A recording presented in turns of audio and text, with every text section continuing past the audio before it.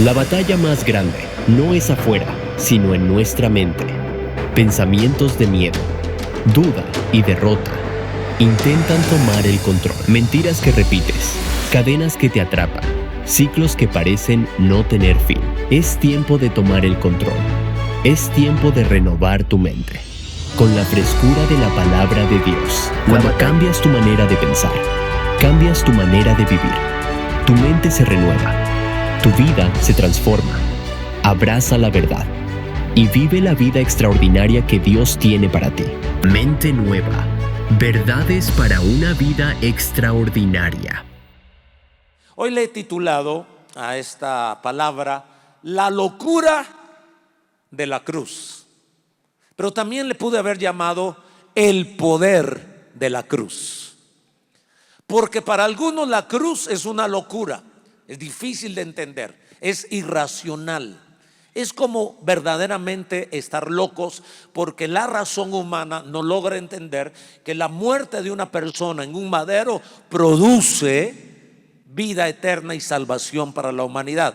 Pero para otros, para aquellos que conocemos a Jesús, la cruz, lo que pasó en la cruz hace 2000 años, que Jesús, Dios mismo, el Hijo de Dios, dio su vida voluntariamente para morir por nosotros, es poder de Dios. Es poder para vencer la muerte, es poder para vencer el pecado y es poder para que nosotros disfrutemos ser hijos de Dios. Así que hoy haremos un estudio. Les cuento que hoy daremos un viaje por la Biblia. No suelo hacerlo de esta manera, pero hoy se presta la ocasión. Así que hoy vamos a tener que ser muy ágiles para ir a la Biblia, y voy a ir muy rápido porque quiero asentar doctrina en su corazón. Y comenzamos con 1 Corintios capítulo 1 versículo 18. El apóstol Pablo, hablando del poder de la muerte de Jesús, dice: porque la palabra de la cruz significa el evangelio de Jesucristo. ¿Cuál es la palabra de la cruz? Que Cristo murió por todos nosotros. Pero porque la palabra de la cruz es locura a los que se pierden, pero a los que se salvan, esto es, a nosotros, es poder de Dios. ¿Habías pensado que el evangelio de Jesucristo, las buenas noticias de Jesucristo, que tiene que ver con todo el combo, todo el paquete, desde su nacimiento, su vida sin pecado, su muerte, resurrección, ascensión, intercesión, su retorno y su reino eterno, todo ese combo, todo ese paquete es poder? Para nosotros el evangelio de Jesús, las buenas noticias, es poder de Dios. En el verso 22 dice: porque los judíos piden señales. Ellos querían milagros, señales, prodigios, que no está mal. Y los griegos buscan sabiduría, que tampoco está mal. Diga conmigo: señales, sabiduría. Así que los griegos, que eran intelectuales, ellos querían filosofía. Ellos querían argumentos muy bien armados. Los judíos lo que querían era ver señales, demostraciones. Dice el verso 23: pero nosotros predicamos a Cristo crucificado. Es el poder de la cruz, Cristo crucificado. Para los judíos que piden señales, que querían ser librados de la opresión romana, que querían un cambio político, esa era la señal que ellos querían. Entonces para ellos, que el rey estuviese clavado en una cruz, para ellos fue tropezadero. Y por eso hasta el día de hoy los judíos no creen en Jesús. La cruz para ellos fue tropezadero. Y para los gentiles, o sea, para los griegos, para los filósofos, para las personas que en lo secular son muy estudiados, que no tiene nada malo ser estudiado. Es más, nosotros fomentamos la educación en la iglesia. Pero el punto es que ese milagro de la cruz, ese poder de la cruz, no se entiende con el intelecto humano ni con la filosofía, ni tampoco la señal que nosotros queremos. es algo que está por encima de la sabiduría humana y algo por encima de las señales que piden los judíos. Sigo leyendo, verso 24. Mas para los llamados, así judíos, como también gente inteligente, porque debo decirles que dentro de los judíos hay segmentos, hay porciones, hay núcleos de judíos que sí han reconocido a Jesús. Como nación no lo han hecho, pero la salvación sí logró salvar a algunos judíos. De hecho, los apóstoles de Jesucristo eran judíos. Y luego dice, y para los griegos, y esto me gusta, porque si estamos identificando a los griegos como gente muy intelectual, muy filósofos, algunos de esos filósofos, aún siendo tan inteligentes, lograron entender el poder de la cruz. Y eso me gusta, porque dentro de la iglesia hay personas que tuvieron acceso a la educación y otros que no tuvieron acceso a la educación. O sea, hay gente con maestrías, con doctorados, pero que reconocen que Jesucristo es el Señor y Salvador de nuestra vida. Y hay personas que no tuvieron mucha escolaridad, pero también en la gracia del Señor los alcanzó a ellos. Entonces esto no tiene que ver con intelecto. A propósito, aquellos que defienden el ateísmo y mencionan algunas celebridades intelectuales, quiero que ustedes miren el menú y googleen los grandes científicos. Van a encontrar científicos ateos que son los menores a la mayoría de los científicos que sí creen en la existencia de Dios. Así que para algunos es locura, pero para otros es poder de Dios. Ahora, ¿qué tiene que ver toda esta palabra? ¿Qué significa la locura de la cruz o el poder de la cruz? Si somos escépticos, es la locura de la cruz. Si somos creyentes, es el poder de la cruz. Pero todavía ni al escéptico ni al creyente nos dice mucho. Para mí todavía es muy abstracto decir la locura de la cruz y el poder de la cruz. ¿Qué significa la cruz? ¿Sabe qué significa? Que el Hijo de Dios murió allí. Significa que Jesús fue hecho pecado. Jesús cargó con nuestro pecado.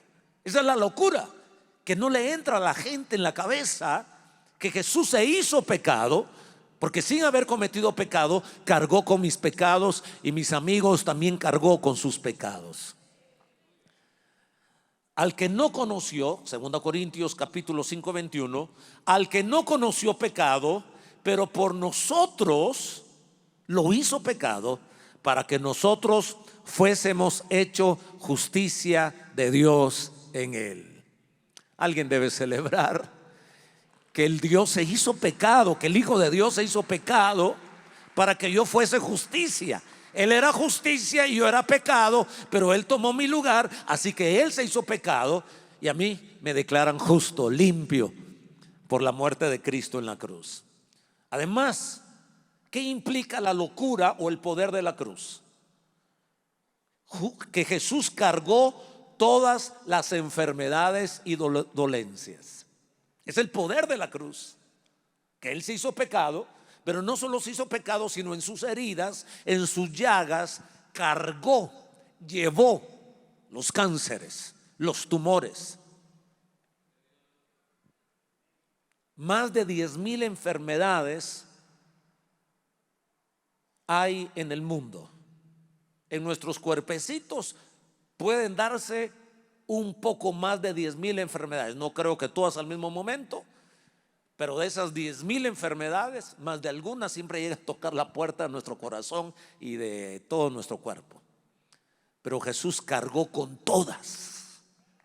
Ese es el poder de la cruz. Para otro locura, pero para nosotros poder de Dios, porque en Él fueron llevadas nuestras enfermedades. Isaías 53, 4. Ciertamente llevó Él nuestras enfermedades y sufrió nuestros dolores, y nosotros le tuvimos por azotado, por herido de Dios y abatido. Dice el verso 5: mas el herido fue por nuestras rebeliones, molido por nuestros pecados. El castigo de nuestra paz fue sobre Él, y por su llaga fuimos nosotros curados. Isaías, Antiguo Testamento, no había venido Jesucristo, pero como Él vive en un eterno presente, mire que el verbo está conjugado en pasado. En su llaga fuisteis vosotros curados. ¿Qué llaga? Si no había venido Cristo a este mundo. Pero era el poder profético. O sea, hoy han pasado 2000 años y ahora nosotros vemos hacia atrás.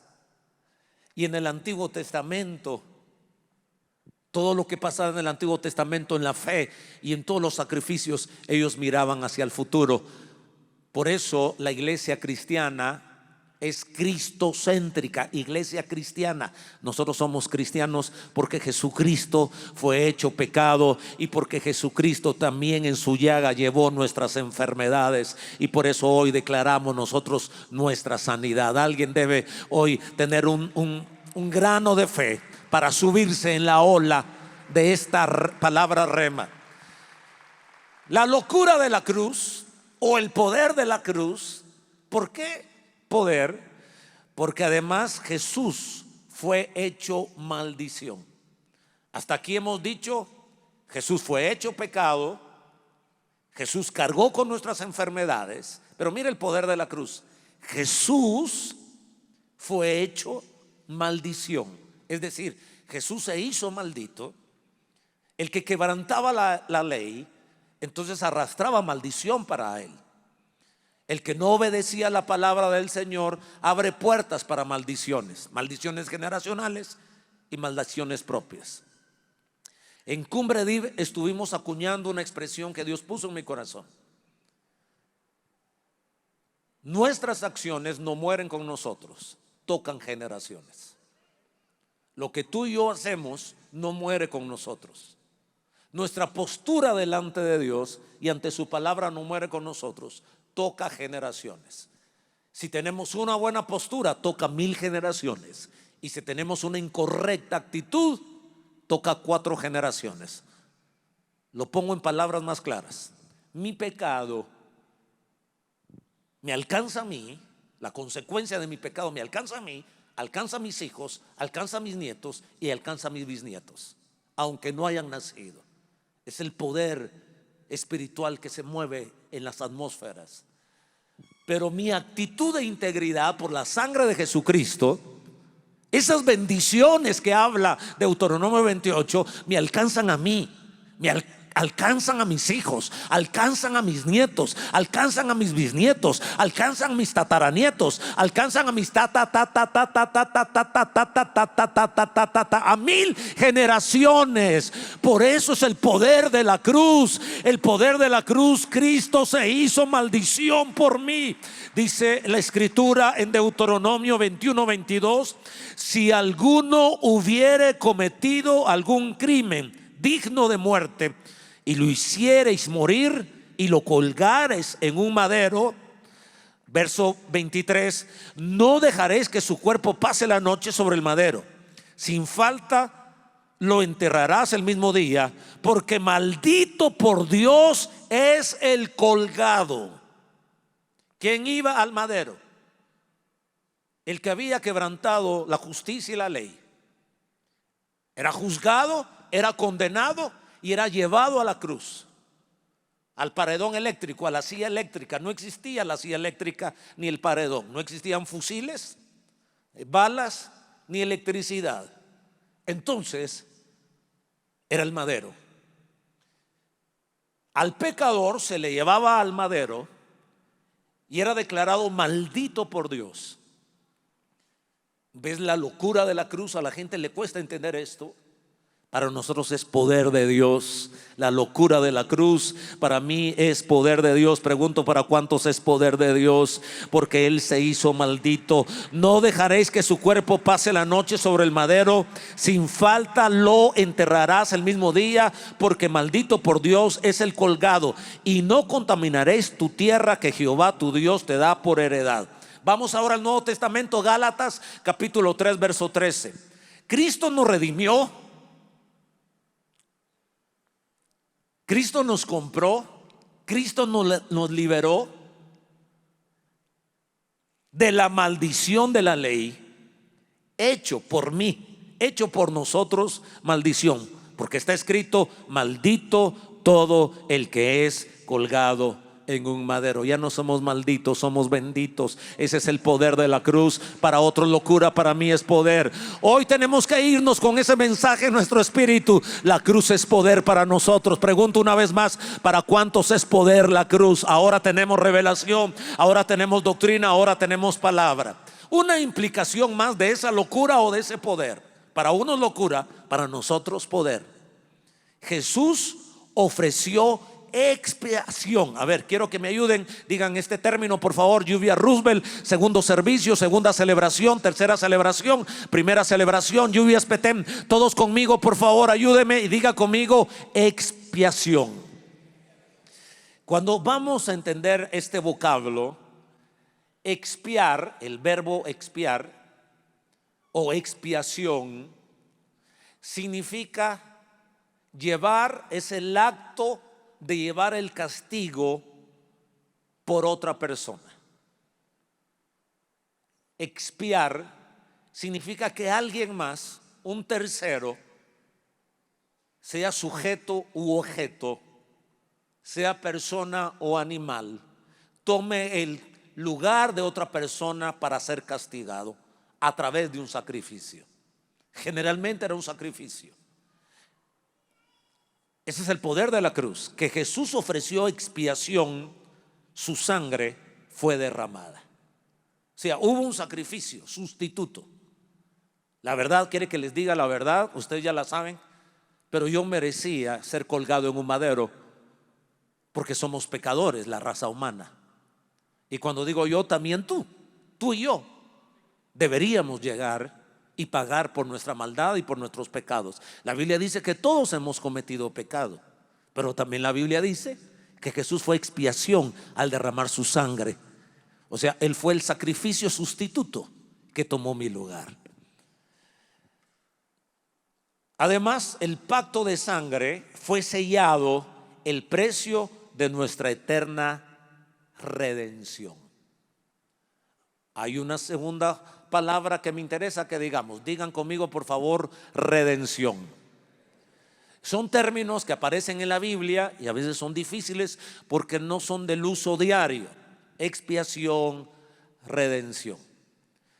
Expiación, dijimos que era el sacrificio que toma otra persona por el que falló. La expiación es llevar el castigo por otra persona. Jesús llevó mi castigo en la cruz del Calvario. Yo merecía morir, pero Él murió por mí. Y al morir significa que derramó su sangre. Entonces hay un sello, hay un pacto de sangre, y eso nos redime. ¿Qué es redimir? Perdonar y liberar. Qué hermoso. Alguien tomó mi lugar, la expiación de Cristo tomó mi castigo, y ese acto me produce a mí redención, libertad, salvación. Soy salvo ¿de qué? Del castigo eterno. Soy salvo ¿de qué? De la atadura del pecado. Y este era un concepto en la antigüedad de la esclavitud. Había mercado de esclavos.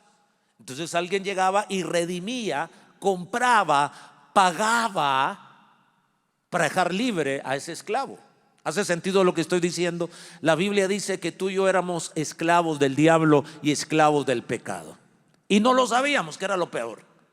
Pero ahora lo que sí sabemos es que no solo éramos esclavos del pecado, sino ahora somos libres y salvos, y ahora nos espera el cielo, y hemos sido libres del castigo eterno y también del dominio del pecado. Yo sigo leyendo la Biblia, Hebreos 9:19. Porque habiendo anunciado Moisés todos los mandamientos de la ley a todo el pueblo, tomó la sangre de los becerros, de los animalitos, y de los machos cabrillos con agua, lana, escarlata e hisopo, y roció el mismo libro y también a todo el pueblo. Verso 20, diciendo: esta es la sangre del pacto que Dios os ha mandado. Y además de esto, roció también con la sangre el tabernáculo y todos los vasos del ministerio. O sea que la sangre era salpicada.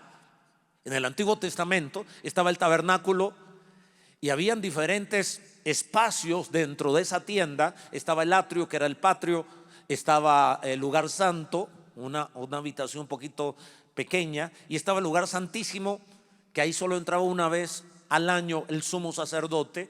Un ambiente muy pequeñito donde estaba el arca del pacto, los 10 mandamientos, el maná, la vara de Aarón que reverdeció, en fin. Pero había una salpicadera de sangre, porque el sacerdote mataba al becerro, tomaba la sangre de ese animalito y la rociaba, la untaba, porque la sangre, que era la vida, pero de alguien que se sacrificó. El animalito tenía que morir. No es que rasgaban al animalito, le sacaban un poco de sangre. La sangre significaba que alguien había muerto, porque esto era profético, esto era el Antiguo Testamento, y esto estaba señalando hacia el futuro. El Cordero de Dios, Jesucristo, que derramó su sangre por mí y por ti. Diciendo, verso 20: esta es la sangre del pacto que Dios os ha mandado. Y además de esto, roció también con la sangre el tabernáculo y todos los vasos del ministerio. Y casi todo es purificado según la ley con sangre, y sin derramamiento de sangre no se hace remisión y perdón de pecados. Al escéptico le cuesta captar lo que significa la cruz. No solo es un madero con 2 palos, es decir, 2 maderos cruzados haciendo una cruz. Es un mensaje poderoso. Para nosotros poder, para ellos locura. Todo lo que significa la cruz, eso es lo que vamos a celebrar en esta semana.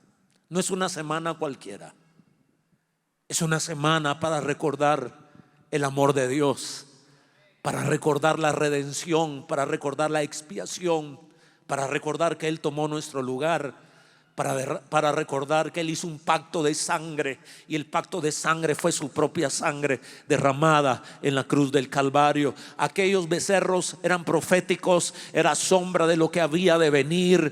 La sangre era rociada por todos lados, porque según la ley todo el tabernáculo tenía que ser untado con sangre. Y ahora la sangre de Cristo, su Hijo, me limpia de todo pecado. Yo pregunto, iglesia, yo pregunto, segunda celebración, yo pregunto, tercera celebración, yo pregunto, primera celebración. A ver, hermanos, yo pregunto, ¿la sangre de Cristo tiene poder para cambiar nuestra vida para siempre? La respuesta es sí, y eso es lo que tú y yo el día de hoy estamos celebrando. La sangre fue el precio de nuestra redención. ¿Qué significa redención? Liberación. ¿Qué significa redención? Salvación. Jesús nos redimió, nos compró a precio de su propia sangre. Tu salvación no tiene precio de tus buenas obras. Tus buenas obras no cubren el presupuesto de tu salvación. Dios valora tus buenas obras.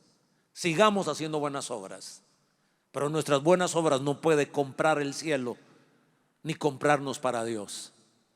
Tenía que haber algo más especial, más poderoso, más extraordinario. Y fue que Dios mismo vino a este mundo, pasó las mismas tentaciones que tú y yo, pero sin pecado. Y ese Cordero perfecto, sin mancha, sin suciedad, sin adulterio, sin mentira, sin asesinato, sin odio, sin amargura. Y podría seguir con la lista, que los seres humanos nos vamos manchando desde que nacemos con la codicia, con la avaricia, con la amargura, con los celos, con todo eso que nos ensucia y nos envenena. Estamos manchados de pecado, pero la sangre de Cristo viene a limpiar.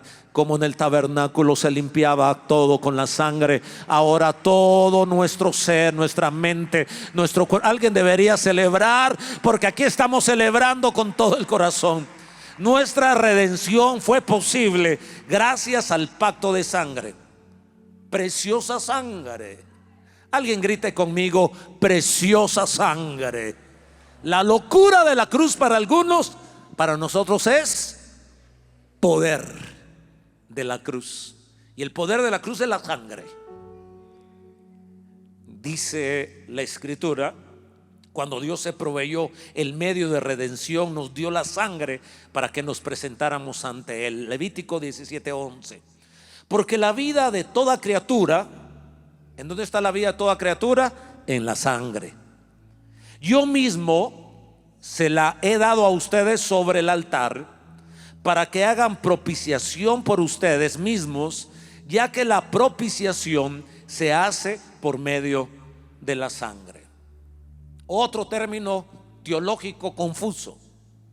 Ya hablamos de expiación, ya hablamos de redención, y ahora la Biblia nos regala otro término: propiciación. A ver, expiación es el acto, la obra de Jesús en su sacrificio, y la propiciación es el resultado de la expiación. La propiciación significa ser favorable. Jesús es propicio a ti, es favorable a ti. Pero ¿sabes por qué es favorable a ti? Por lo que Él mismo hizo. Qué maravilloso es Dios. Él se paga a sí mismo. Por eso la Biblia dice que Él no vino a quebrantar la ley, sino a cumplir la ley. ¿De qué sentido vino a cumplir la ley? La ley decía: el que peca, que muera. El que peca, a la cruz.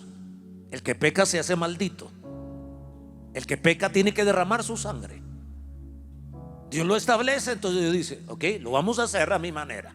En mi manera es: vamos a cumplir la ley. Los hombres tienen que morir, a menos que alguien que nunca ha pecado llegue a la cruz y se haga maldito y se haga pecado. Y Jesús levantó la mano y dijo: Padre, envíame a mí. Entonces vino la Navidad a este mundo. Dios con nosotros no comete ningún pecado. Todos los pecados que tú y yo hemos cometido, Él no cometió ni siquiera uno. No. Pero Él dijo: aquí estoy. Y llegó a la cruz. Hizo expiación porque tomó mi castigo, tomó mi lugar. Se hizo pecado, se hizo maldito, cargó la enfermedad. Y luego entonces Dios hizo propicio. Al ver a su propio hijo que no había cometido pecado, Él dijo: han hallado gracia, han hallado favor, y todo aquel que crea en mí será salvo. Esa es la propiciación de Dios. Hemos hallado el favor de Dios a través de Jesucristo, y por eso hoy nosotros estamos celebrando en este domingo. La sangre estableció no cualquier pacto, sino un pacto eterno. Dios es un Dios de pactos.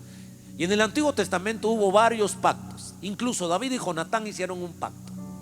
Pero el pacto de sangre era el mejor pacto. Lo explico con la misma Biblia. Dice Hebreos 13:20: y el Dios de paz, que resucitó de los muertos a nuestro Señor Jesucristo, el gran pastor de las ovejas, por la sangre del pacto eterno. Pacto eterno. La sangre del que no había cometido pecado, se hizo pecado, se hizo maldito, se hizo enfermedad, fue rociada en la cruz, nos alcanzó a todos nosotros, y se hace un pacto eterno. Verso 22. A ver, Hebreos 12:24. A Jesús el mediador del nuevo pacto, y la sangre rociada, que habla mejor que la de Abel. Porque Abel ofreció un sacrificio. El primer hombre que ofreció un sacrificio en la tierra fue Abel.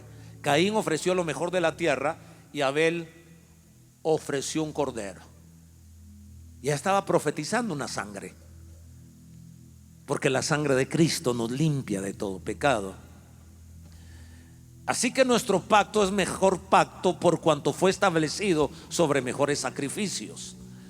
Fue pues, verso 23 de Hebreos 9, fue pues necesario que las figuras de las cosas celestiales fuesen purificadas así, pero las cosas celestiales mismas con mejores sacrificios que estos. Nuestro pacto de sangre es mejor porque trajo mejores promesas. Es decir, todo lo que pasaba en el Antiguo Testamento, todo lo que se había establecido, Si no recuerdo mal, hoy quiero honrarte, hermano Augusto. Tienes muchos años de estar en la iglesia y has sido fiel al Señor. Pero cuando hermano Augusto se convirtió, allá por los 90s, éramos jóvenes, yo era joven. Yo sé que vos sos más joven que yo, pero recuerdo que fuiste alcanzado en un grupo familiar. Y tu líder me contó que llegaste con él porque hermano Augusto comenzó a leer la Biblia siendo un joven, y fue tan persuadido, tan tocado cuando leyó en el Antiguo Testamento, decía los corderos. Entiendo que quisiste comprar un cordero porque quería matar un cordero. Creyó tanto en la Biblia, era tan nuevo, no había leído el Nuevo Testamento, leyó Levítico y entendió que había que matar un cordero para ser limpio de pecados. Así deberíamos tener la fe nosotros, y te felicito, hermano, qué fe. Pero cuando siguió leyendo la Biblia o su líder le explicó, él entendió que el Cordero perfecto, el Hijo de Dios, murió por nosotros. Alguien debe celebrar. Qué culto tan poderoso, qué doctrina tan maravilloso. Oh Jesús, gracias. No es una semana cualquiera, Señor. Se vale broncearse en el puerto de San José, se vale irse a tirar a los juegos del IRTRA. Hagan todo lo que desean hacer, pero no olviden lo poderoso que hizo Jesús en la cruz del Calvario. Disfruten a su familia, cuídense. Si van al mar, cuídense, sean cautelosos. Si van a pasear, los rocío con la sangre del Cordero. Esa sangre del Cordero que nos cubre, que nos protege en las carreteras, que nos cubre en el río, en el mar. Y estoy aprovechando a hacer dos cosas. Los estimulo a que salgan con la familia, que vacacionen si Dios les provee. Pero por favor, no olvidemos, ¿saben qué? El otro domingo vamos a celebrar la cena del Señor, y te va a hacer más sentido con todo lo que hemos predicado. A veces lo ministramos tan rápido, pero en esa copita está la preciosa sangre de Jesús. La preciosa sangre de Jesús. Ay, tantos versículos lindos que hay aquí. ¿Paramos? Es que hay otro culto, tenemos que parar. Es que quería escuchar eso de no, me sentí cantante, porque así hacen los cantantes. Paramos. No, dice la gente, como paga para el concierto, ¿qué quiere que termine? Pero gracias por valorar la palabra de Dios. Siento en mi espíritu que estás valorando la palabra de Jesús. Te quiero pedir un consejo, o te quiero dar un consejo, o te quiero pedir un favor. No pisotees la sangre de Jesús. Nos salva, nos perdona. Pero cuando uno juega a cristiano, no quiero poner una carga, porque todos tenemos tentaciones, pero no es lo mismo vivir en pecado que luchar contra el pecado. Y en esa lucha a veces se falla.